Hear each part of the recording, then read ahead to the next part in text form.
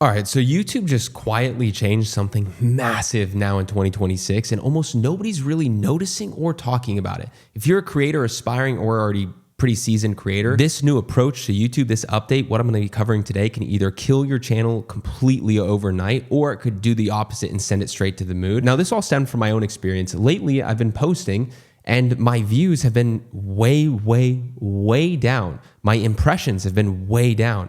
But not much of my strategy has changed. In fact, I've seen the reoccurring thing with clients I've worked with and also other people who I have no association over their ideation, their packaging or anything, who've been complaining about the exact same issue.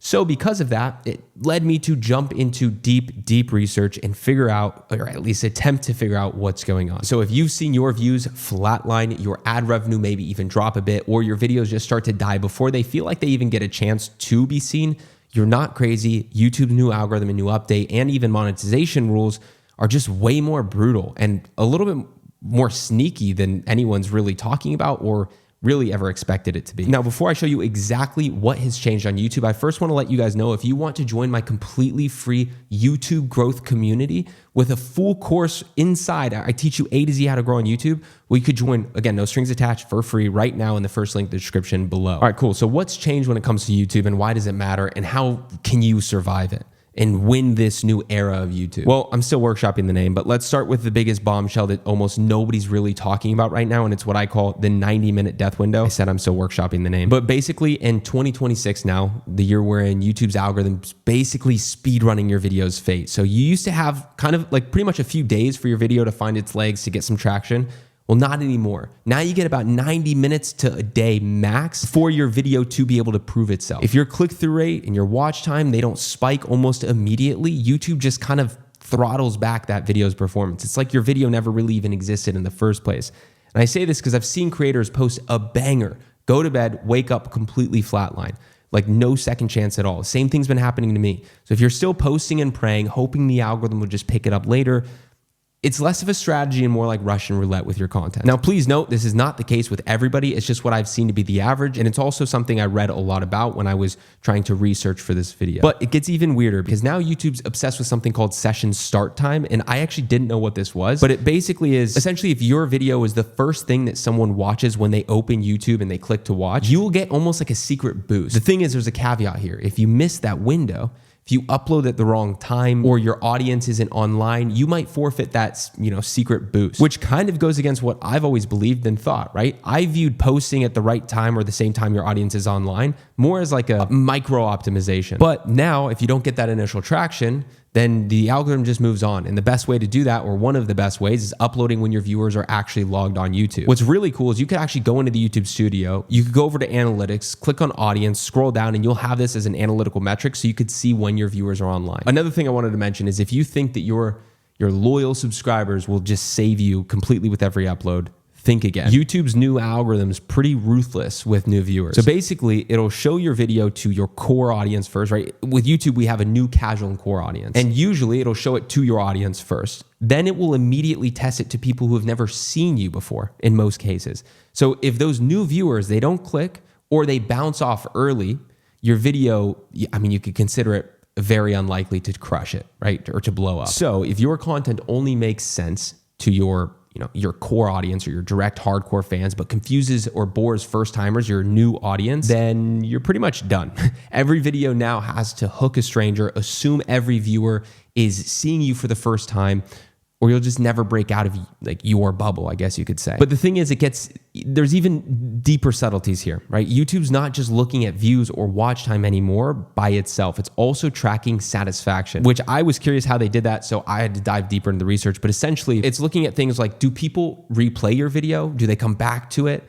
Do they keep watching YouTube? This is the most important one. Do they keep watching YouTube after your video, or do they close off of the app? Because if your video is making people leave, the algorithm definitely notices that, and your future recommendations will take a hit. YouTube at the end of the day is a business. Their bottom line, their main incentive is to keep people watching for longer on their platform. It's how they make money. So if your video gets people watching more of your own content or other people's content after they watch your video, that's a great sign and YouTube will incentivize you or push you for that. Now, another really important thing is if your audience doesn't have a clear topic, a clear niche or direction, you're invisible. You're not getting shown to anyone. YouTube's AI is now so advanced, so good at categorizing content that if you're a variety channel where you just talk about everything or you upload random stuff, the algorithm just doesn't know who to show your content to.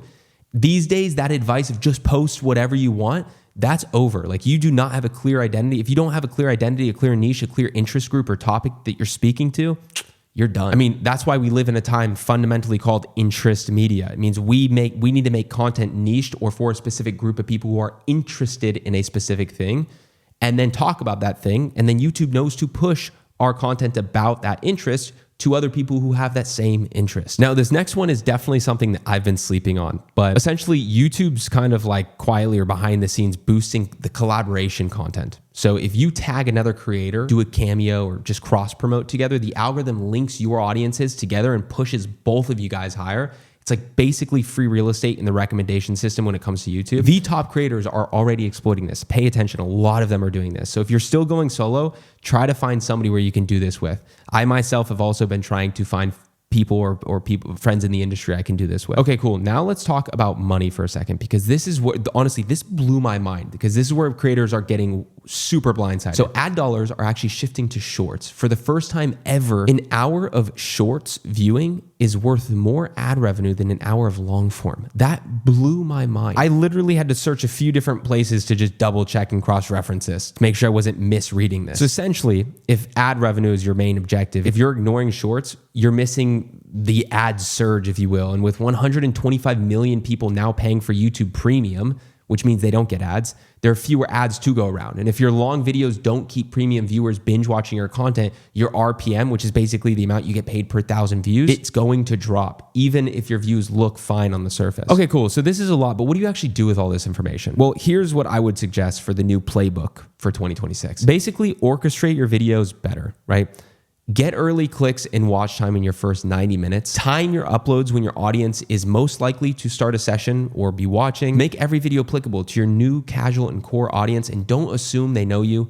And pack your videos with rewatchable moments with value, chapters, reasons to binge, and double down on making sure you're in an interest group or a niche of people. With this being said, this kind of just goes back to my fundamental core principles when it comes to growing on YouTube, which is focusing on human psychology and leveraging that to get more clicks, more views, more watch time. What does that mean? It means focusing in on people's fears, their pain points, their deepest curiosities, and then bridging the gap with your content to their desired state. If you can do that, if you can trigger some sort of fear, some sort of pain point, some sort of desire, some sort of emotion or curiosity in your packaging, right? Then you will get people to watch. So zooming out super, super, super high level, it means the rules are actually the same as they've always been. It means that your idea is the most important thing over everything else, which, by the way, for all of my ideation and research, I'm using a tool called Velio. I highly recommend it. I'll leave a link in the description below. But this also means that packaging, your title and your thumbnail, are the second most important thing over anything else. You need to master these if you want to crush it on YouTube. And you need to not have fluff in your videos. You need to cut through the fluff, and you need to focus on tangible value in your videos so they actually watch, they share. It's actually simple. It's just the barrier to entry is a lot higher because the standards are higher. That's essentially what this new algorithm means. It means you have to try harder. It means you can't post lazy content. It means that you actually have to think of a really good idea. You have to have some sort of strategy with it, some sort of proven concept. It means you have to brainstorm and think about what you want to package the video with. What thumbnails do you want to launch with? What titles do you want to launch with? And why, right? When you're trying to come up with titles and thumbnails, think, okay, what are my audience's biggest pain points? What are their biggest curiosities? What is the deepest desires they have? Again, why it's so important to have a specific interest group or niche, and then try to package your content accordingly. Again, when you zoom out and focus on the rules that have always been here, the psychology of human behavior when it comes to content, well, you'll crush it. And if you're not crushing it, it just means you need to put more time, more energy, more effort, more strategy into your packaging and into your ideation. Now, that being said, if you guys want to learn how to do that, well, you could click the first link in the description below and go take my YouTube growth course completely for free, no strings attached. It'll take you straight to my YouTube growth community, and inside you'll have access to the full course where I teach you all of it completely for free. Or if you guys don't want to do that, then you could go ahead and watch this video next, because this is a video where it's almost 4 hours long, and I also break down the full blueprint of how I would grow on YouTube if I basically had to start over again. With that being said, guys, I appreciate you watching this video. I'll see you guys in the next one. Peace.